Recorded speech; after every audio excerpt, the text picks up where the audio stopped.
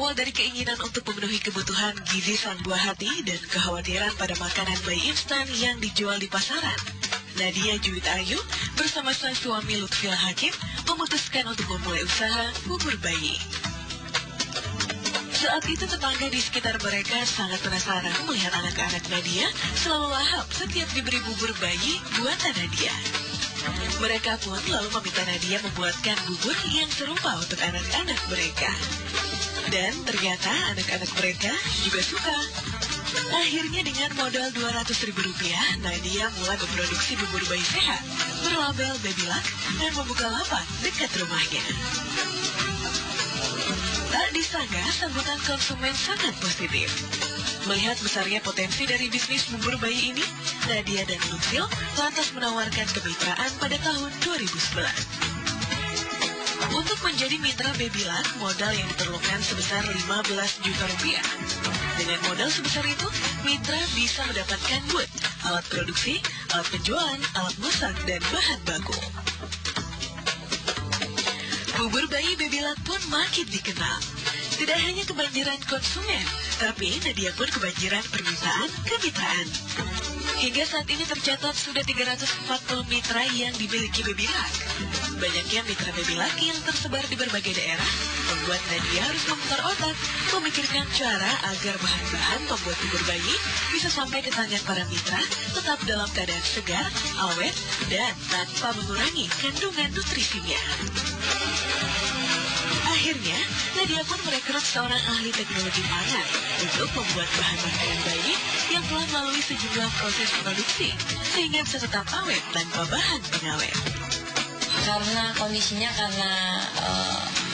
tekanan sebenarnya ya, tekanan akan sayur yang segar, bahan baku yang segar, tapi mitra yang sudah meluas begitu, kita tidak lagi memungkinkan untuk mengirim dalam segar gitu ya, dalam keadaan segar, karena kondisinya walaupun baru panen lalu kita langsung packing, kita langsung kirim, itu tetap saja ada pengurangan kualitas di selama perjalanan begitu. Jadi pada akhirnya kita cari cara bagaimana caranya supaya tetap sampai di mitra, di tangan mitra dengan kualitas yang tetap terjaga, tapi tetap awet, tapi tidak pengawet gitu. Untuk menjaga agar produksinya berkualitas dan bernilai jual tinggi, Nadia selalu menggunakan produk organik dalam membuat makanan bayi. Tidak hanya sayur dan beras saja yang organik, namun daging ayam yang terkandung dalam Babyluck juga organik. Untuk mendapatkan bahan-bahan organik tersebut, Nadia bekerja sama dengan petani beras organik di Surakarta, Jawa Tengah, dan beberapa penjual sayuran dan daging ayam organik. Suka dukanya kondisinya memang karena kita di bidang makanan bayi, jadi memang harus lebih hati-hati dalam aktivitas produk, harus hati-hati. Lalu jadi ada beberapa proses yang dilaluinya harus lebih ekstra begitu ya, misalnya pemilihan bahan baku, lalu proses pembuatannya gitu, jadi sampai proses memasaknya gitu. Itu salah satu suka dukanya gitu ya. Tapi serunya ya bisa membantu bunda-bunda gitu ya, jadi tidak ada alasan lagi untuk memberikan yang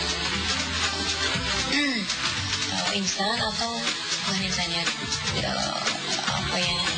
yang kurang sehat lah gitu ya, anak bayi itu lebih sensitif.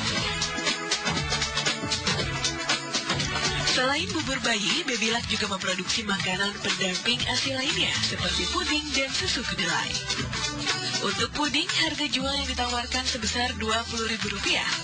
Bubur bayi 300 gram senilai Rp21.000 dan bubur bayi 600 gram senilai Rp30.000. Dari usaha makanan bayi Babyluck ini, Nadia mampu meraup untung sebesar Rp20 juta per harinya. Kedepannya, Nadia berencana membuat rangkaian makanan pendamping bayi dan balita lainnya seperti cookies. Nadia juga bercita-cita agar produk makanan bayi organik dan halal Babyluck bisa go internasional. Karenanya, Nadia pun rajin mengikuti pameran-pameran yang diselenggarakan di luar negeri.